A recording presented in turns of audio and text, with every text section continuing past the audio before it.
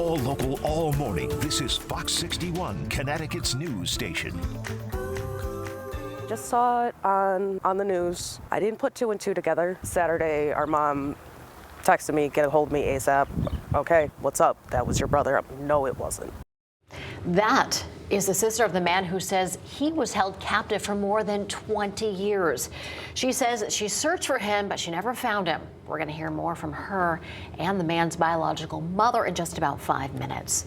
But good morning. Thanks so much for starting off your day here with us at Fox 61 and Fox 61 Plus. Hopefully it's off to a great start so far, America Arias. And I'm Tim Lammers. About 23 hours to go in winter before we hit spring. Let's get over to meteorologist Rachel Piscatelli. Jumping the gun. Floral prints on the dresses. It is feeling spring. Well, maybe not yet, but it will be very soon. Just a couple hours, it's going to feel like it. It's going to be even warmer than yesterday. And yesterday, high temperatures were in the upper 50s to near 60 degrees, right down to the beaches. So it was a rather warm day, 58 degrees high temperature in Hartford, 59 in Waterbury. And well, we are going to do it all over again today. The average temperature for this time of year is around 48 degrees as we close out winter. The record 2012, 79. And while we'll certainly be far from that, it definitely is going to feel more like spring than winter time. 31 degrees over in Hartford with a mostly clear sky this morning. We are slightly cooler than this time yesterday, anywhere from 1 to about 7 degrees cooler. So we're sitting in the 30s over in Groton.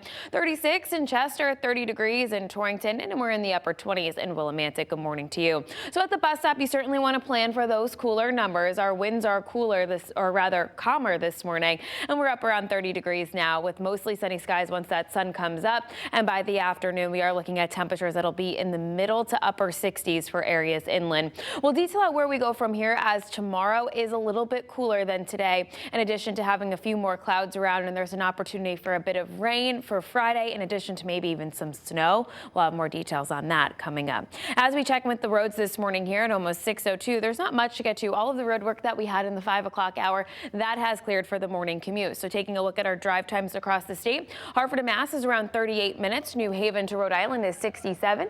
New Haven to New York looks good. Southbound 95. No delays reported on the westbound side of 84 through Waterbury and into New York.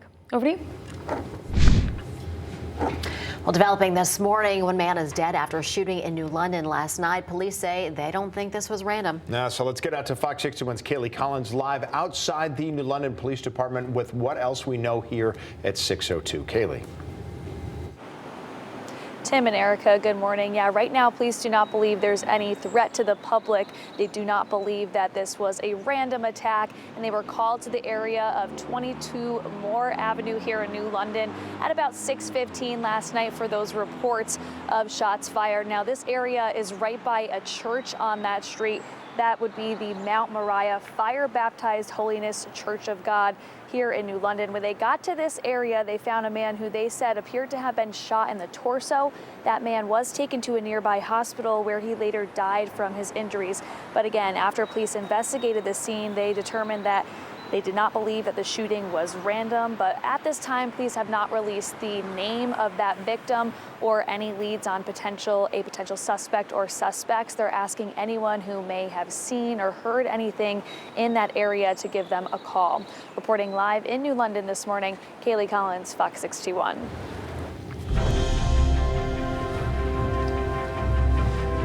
Kaylee, thank you. Well, at the Capitol, lawmakers in Washington are considering hundreds of billions of dollars in cuts to Medicaid, and a lot of folks here in Connecticut are getting fired up over that possibility. Yeah, they really made their voices heard. Fox 61's Keith McGilvery is at the state capitol this morning in Hartford with more details. Keith. Erica and Tim, good morning. Those House Republicans are considering some $880 billion in cuts, and they would include hits to Medicaid. A large crowd turned out here at the state capitol Tuesday to protest the move. They held signs that said things like "Save Medicaid" and "Stop Trump."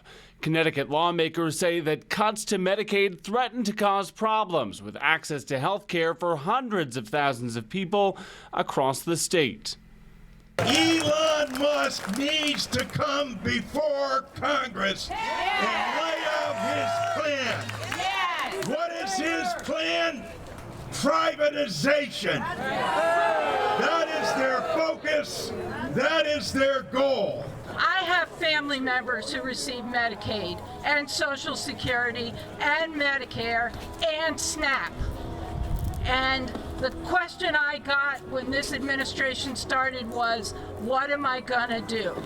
I said, you're gonna fight, just like the rest of us. Folks opposed to the cuts say they will hurt children, seniors, low-income families, and people with disabilities. And this conversation on potential Medicaid cuts is expected to continue in about 4 hours from now at Middlesex Hospital, where State Comptroller Sean Scanlon and the mayor are expected to lead a roundtable conversation on the issue, something we will for sure keep an eye on. In Hartford at the state capitol, I'm Keith McGilvery, Fox 61. Keith, thank you. Well, Fox 61 has obtained the 911 call from the night that police say a Waterbury man intentionally set a fire inside his room in hopes of being rescued. It's 2 Blake Street. What's the address? Please hurry. It's 2 Blake Street. There's a fire. The TV, I don't know. My son, a stepson, is in his room, and I don't know. He did something with the TV. I was sleeping. I fell asleep. Oh my God! It's like all the power in the house is out. I don't know if it blew a fuse. Okay, ma'am, just get out of the house, okay? Yes, I'm going to call my daughter. All right.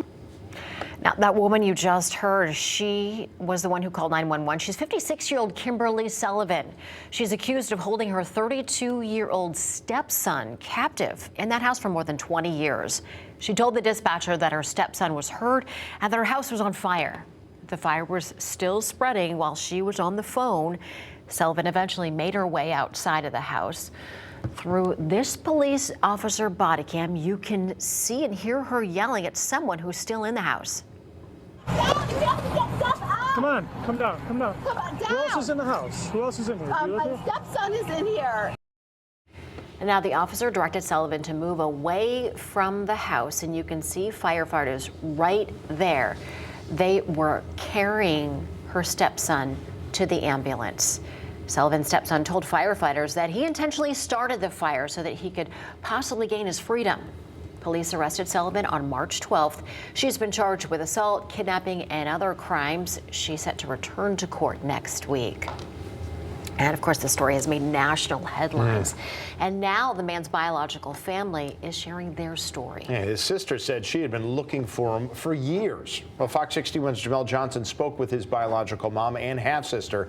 He said they both called the whole situation a nightmare. Imagine laying eyes on your brother when you were just a child, only for that to be the last time you'd ever see him again, or holding your son just for you to be cut off from his life. That's what Heather Tessman and her mother say has been their reality their entire life. Just once is how many times Tessman saw her brother. She was just a child herself during that first and last time. I spoke with the man's biological mother, who didn't want to be identified. She says due to personal reasons, she gave his father custody when he was just a kid. She never got to be a mother, and Tessman never got to be a sister. As Tessman got older, she'd search everywhere for signs. Every lead turned out to be a dead end. That is until her mom called and told Tessman that her brother had been found. I've always just wanted him to be a part of my life, you know.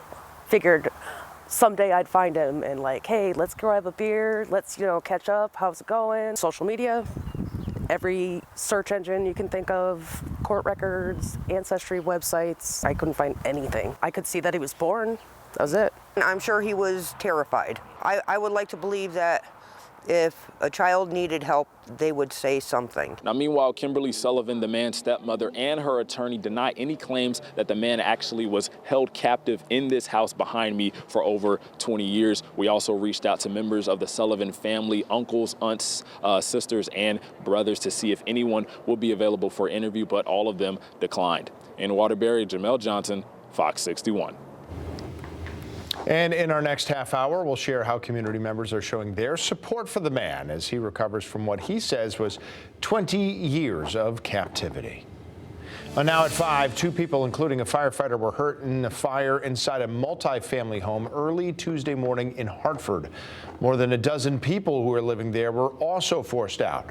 Fox 61's Alicia Hercules spoke with a neighbor who was woken up by the commotion.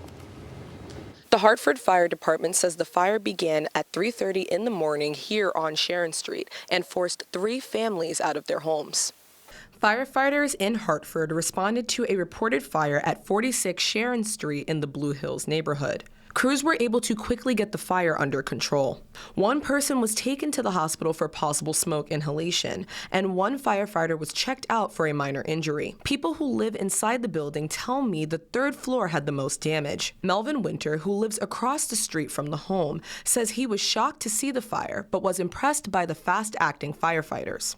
I woke up and see this light flashing, so I come to this side and look over my neighbor here. And when I look up the road, I saw the convoy. That's the fire trucks. They did their job good. I watched them for a period of time. They do a good job. Everyone in the home at the time of the fire made it out safely. No other injuries have been reported at this time. The fire department is working with the American Red Cross to help the 3 families that lived here. In Hartford, Alicia Hercules, Fox 61. Alicia, thank you.